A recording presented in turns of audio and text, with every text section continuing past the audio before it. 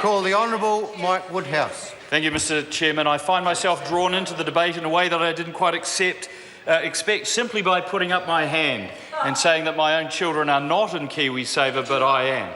And that's fair enough. Yes, I thought, as the Chief Executive of Mercy Hospital in Dunedin, all of my staff, regardless of whether they were doctors at the top end of the salary scale or our lower skilled workers, they should take up KiwiSaver. But the question and the thesis we have now is whether or not the incentives have been destroyed. And the simple challenge that the members opposite have made is that every single member of the National Caucus should give the $1,000 back. So here's my challenge to them. If they are so principled about the changes that this government's made, I want every one of them to put their hands up who are currently paying 39% top marginal tax rate when they don't have to, but they opposed that tax cut. So if they can say that they refused the benefits that this government imposed, that they were so principled that they continue to pay 39% marginal tax rate, I will pay my $1,000 back. I'll write the cheque today, because what's good for the goose is good for the gander. Now I want to come to Mr Tabato, because Mr Tabato is the one sensible, rational New Zealand First member who has half an ear on economics. I understand he lectured in economics, but he's very tricky about those numbers. And I was, like Mr Bailey, the very smart fellow chartered accountant on the National Caucus, fascinated by the use of the 10% rate of return. Because what's really interesting, if you do get the Excel spreadsheet out and calculate the future value of that lump sum using a 10% hurdle rate, in the 50 years that Mr Tabato described, between the 15 years and 65, it is indeed nearly $118,000. Except what Mr Tabato forgot was that people have to pay tax. Maybe he doesn't, but that 10% rate of return is a gross return.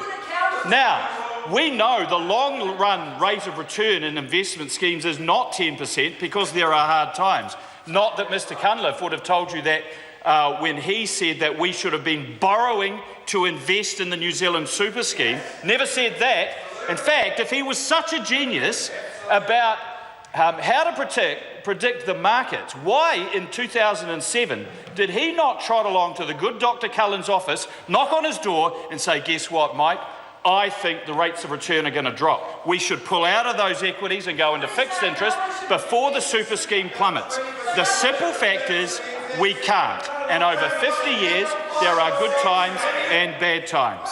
So the long-run rate of return at an after-tax pay rate of, say, a generous 6% in those 50 years is $18,000. Not to be sneezed at, but not $118,000. I'm a chartered accountant, Mr Cunliffe. But here's what else he didn't say. The $175 million annuity, which is the investment the government would have to make if the Labor opposition kept it, and that's fine, they have that prerogative to campaign on that. The net present, the future value of that annuity at the same 6% rate of return is $54 billion.